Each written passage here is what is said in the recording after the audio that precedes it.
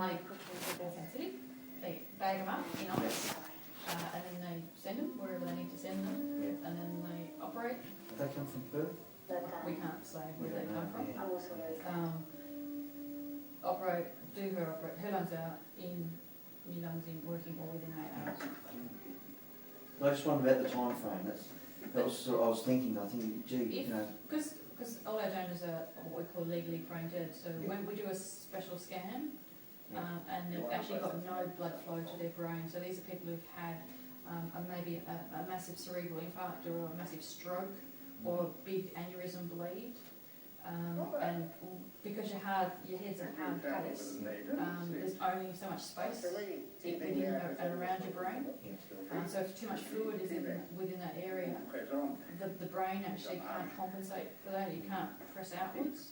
So it actually starts to press inwards on the brain, and eventually there's so much pressure on the brain that the blood pressure, your blood pressure, can't actually get past, your blood flow can't get past here because the pressure's too high here, and no blood gets past here, and that's, so we can do an angiogram and look at the blood flow through the brain, and someone is legally dead when we can confirm that there's absolutely no perfusion.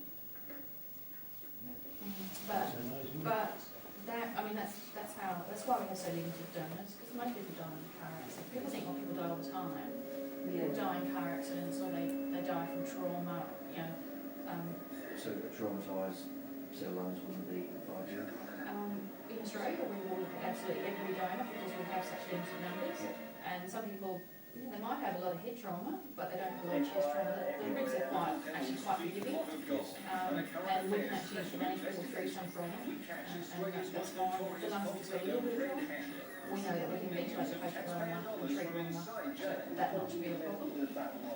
So we will look at every donor that we can get in Australia, because we have to match the donor to the recipient. It has to be the right size, right blood group. Some people very good, and we've got a little bit of mismatch, so we can actually, not saying that she's got a little bit of mismatch, but we've got a little bit of room. We can go 10-20% bigger or smaller. That sounds like a lot, but that's actually millimetres and centimetres for another size. So when we get a donor, we pretty much, by measuring and blood group and size and age and all those sorts of things, we can pretty much work out who's going to be the recipient. In this case, very good size match. So it figures you want to visit your authorised Mercedes-Benz dealer today. Different though when the lungs are out, and then they go back in. They can actually expand up a little bit more and take up a bit more space and stuff like that. So 2 meals for just $10. When would you expect to be breathing? On her own, it might be tomorrow. Ever wondered what goes on behind closed doors? Next week. So, So they'll just keep it. well, you know how, I don't know, you can take a little blood sample and measure the oxygen in people's blood. We will do that very, very regularly. She'll actually have a little device in there that we can actually just do blood straight out. And with the ventilator, we can alter settings so we keep the new lungs working well. The new lungs are always they're a bit stunned to start with, because obviously they've been out, they've been cooled, they've been put back in, they've been warmed up, and they've been, handled, physically handled, lungs aren't used to being handled. So they can just be stunned for a little while, and sometimes we might just need to, give some more medications, some more fluids, change how we ventilate her, give her more physio, those sorts of things while she's asleep, to get the new lungs up and working. They'll work from the time they bring her back from theatre, from that point of view, but they won't wake her up and make her do that effort. So they should still be on a ventilator? In intensive care. And she might be on the ventilator, as I was saying, they might wake her up tomorrow, because it's going to be obviously 2 a.m, 3 a.m. before she gets back to intensive care. The chance of us taking her off the ventilator tomorrow is pretty minimal, because she needs some rest time. It's a big procedure, so she'll need some rest time. And so they may just decide, let's just manage her through, let's keep her rested, let's do lots of physio, get those lungs up and working. And then tomorrow, see if she is ready to breathe out. And we don't, most people think we just take a tube out and see how she goes, but the ventilator is quite smart, and it actually has all these different modes. So we can start out doing all the work for her and getting the extra bits of physio through it, and we can turn down the pressure, then turn down the support, turn down the number of breaths we give her as she starts to wake up, and then she can actually start to breathe through the machine herself and start to tell the machine she wants to breathe, and it gives her a breath, and she can keep doing that until she's doing all the work, and she's doing nothing, it's just going through the machine.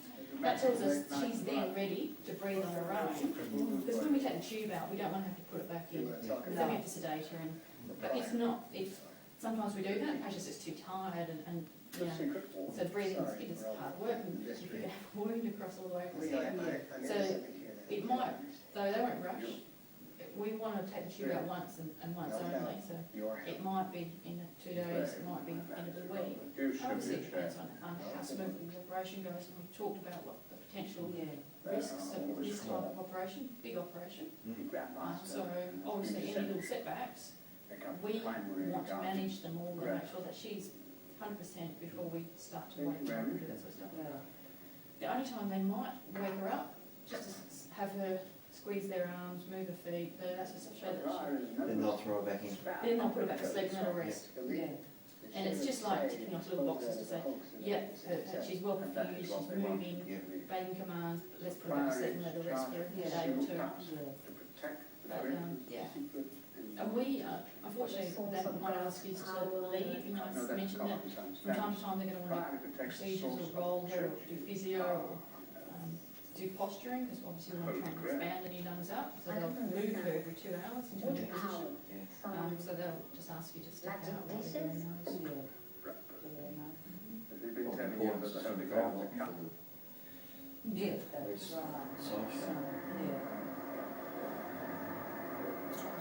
Ruth, she wanted a photo. I better go back and look at her. I was honestly just thinking that about 2 minutes ago, thinking, what if she wants photos of it all? She did. Put them on Facebook. I think she almost wanted a video. Oh, Yeah, no. she said that. No, I was going, no, we'll get you a photo. She'll take a photo of her open. I won't take it Oh, go on. No. of her open chest. I was going to take a picture of her lungs when they're out. Yeah, Yeah, I could think do that's what that. she wanted. I think that's what most people Sure she want. won't. Very She few said people that. ask us to take a picture of their open Oh, really? chest. Yeah, very few people. People want to see their lungs in a Yes. bucket. Yeah. Going off somewhere. Yeah. What we do, sometimes, I'll see if they can do it today, is I take a picture of your old set and your new set. I think that's, And Yeah. what they show is your old set's this purple mashed set.